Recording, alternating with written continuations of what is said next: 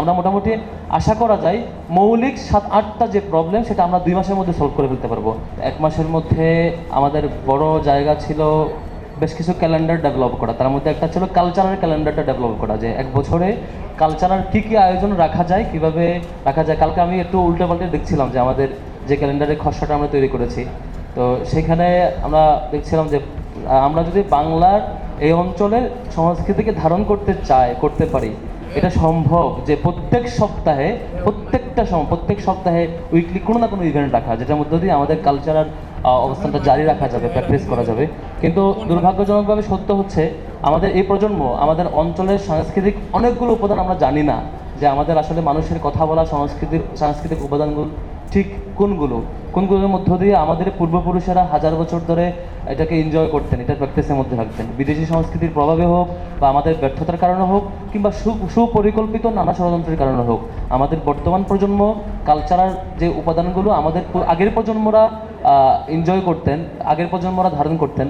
যেমন পুঁথির কথাই বলি, আপনি পুঁথি সাহিত্য একটু ঘেটে দেখবেন, সেখানে সমাজের কথাগুলো বলা হয়, নানা গল্প উপন্যাসের কথাগুলো সেখানে গানে গানে বা ছন্দে ছন্দে চলে আসে, বা তাদের লেখার মধ্য দিয়ে সমাজের বাস্তব চিত্র উঠে আসে, যে অপরাধ বা যে ক্রাইম, যে সতর্কতা, যে অ্যাওয়ারনেস আমরা সমাজের মধ্যে দেখাইতে চাই, ক্রিয়েট করতে চাই, অপরাধকে দূর করতে চাই, আমাদের জনগণকে আমরা সতর্ক করতে চাই। প্রত্যেকটা জিনিস এই সাহিত্যের মধ্য দিয়ে সম্ভব, এই উপাদানের মধ্য দিয়ে সম্ভব। কিন্তু সামহাও সেটি আমরা গ্রামের কিছু এলাকায় হয়তো দেখা যায়, কিন্তু আমরা ঢাকা শহরে কিংবা বিশ্ববিদ্যালয় এরিয়ায় জিনিসগুলো আমরা কম দেখেছি।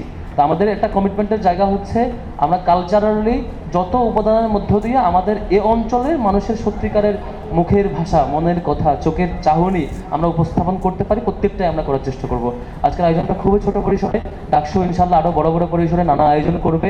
আমাদের এই 1 মাস চলে গেছে শুধুমাত্র নিজেদের মানে মৌলিক প্ল্যানগুলো করতেই, এবং সেগুলোর একটা ভিজিবল জায়গায় নিয়ে আসতে। কারণ ডাকসুর আগে কোনো ডাকসু হয় না গত লাস্ট 6 ইয়ার্স, এবং প্রিভিয়াস কোনো লিগেসি আমরা যে দেখে যাব সেটার সুযোগ নাই, বা একটা বছর কেমন করে ফাংশন করতে হয় সেটার লিখিত প্রোটোকল থাকবে সেটাও ছিল না। যে কারণে সবটাই রেডি করা। ইভেন আজকে আপনারা উপরে উঠে দেখবেন আমাদের ভবনের কার্যক্রম এখনও চলছে, আমাদের সম্পাদকরা এখনও কোন ডেস্কে বসে কাজ করবেন সেটা এখনও রেডি হয় নাই, সবটাই চলছে। এরপরও আমরা প্রত্যেকটা জায়গায় অ্যাড্রেস করার চেষ্টা করেছি। যেমন আমাদের নারী শিক্ষার্থীদের সিকিউরিটি নিয়ে 5টা হলের অনাবাসী শিক্ষার্থীদের সমস্যা সমাধান করার জন্য একটা প্রস্তাব ছিল, যে সেখানে সিকিউরিটি কীভাবে ডেভেলপ করা যায়, কার্ড পাঞ্চের সিস্টেম করা যায় কিনা। আমরা অলরেডি প্রাথমিকভাবে বেশ কিছু অথরিটিকে, কোম্পানিকে আমরা কনভিন্স করেছি, তারা সামগ্রিক সেট আপটা রেডি করে দেবেন এবং আমরা শিক্ষার্থীদের প্রবলেমটা অ্যাড্রেস করতে পারবো। হেলথ নিয়ে অনেকগুলো জায়গায় আমরা মোটামুটি মৌলিকভাবে অ্যাড্রেস করেছি। আজকে দেখেছেন যে পুরো ক্যাম্পাস জুড়ে ক্লিনিং ক্যাম্পেইন চলেছে, সেটা কন্টিনিউয়াসলি চলবে। এর বাইরে প্রত্যেকটা ক্যাটাগরি ধরে যে গবেষণা কেন্দ্রিক কী কী ডেভেলপ করেছে, আমরা মোটামুটি আশা করা যায় মৌলিক 7-8টা যে প্রবলেম সেটা আমরা 2 মাসের মধ্যে সলভ করে ফেলতে পারবো। প্রথম মাসটা আমাদের গ্রাউন্ড ওয়ার্কে চলে গেছে, আগামী 1 মাসের মধ্যে পারবো।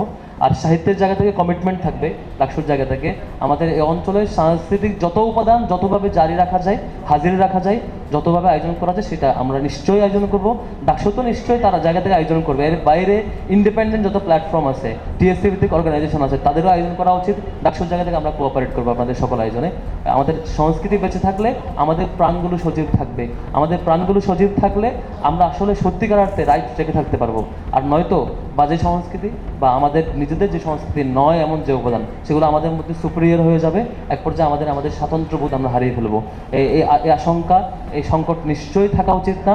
ডাকসু এবং ঢাকা বিশ্ববিদ্যালয়ের শিক্ষার্থীরা আমাদের এই বাঙালি অঞ্চলের, এই বাংলাদেশের এই বঙ্গীয় অঞ্চলের সকল কালচারাল কম্পোনেন্টকে নিজের আচরণে এবং নিজের প্র্যাকটিসের মধ্য দিয়ে হাজির রাখবে, সেই বিশ্বাস রাখতে চাই। আজকে নিশ্চয়ই আপনারা বক্তৃতা শুনতে আসেন নাই, আপনারা আমাদের কালচারাল আয়োজন এনজয় করতে আসছেন। আমিও থাকবো, সবাই মিলে শুনবো। ভুল ত্রুটি থাকলে সেটি আপনারা আমাদেরকে জানাবেন, আমরা পরবর্তী আয়োজনে খেয়াল রাখবো। আরও কত বড় পরিসরে আয়োজন করা যায় সেটা আমরা খেয়াল রাখবো। আর ছোট পরিসরেও নানা আয়োজন নিশ্চয়ই থাকবে, আপনাদের পরামর্শ সবসময় আমরা চাইবো। সবাইকে অসংখ্য ধন্যবাদ। আসসালামু আলাইকুম ওয়া রাহমাতুল্লাহ।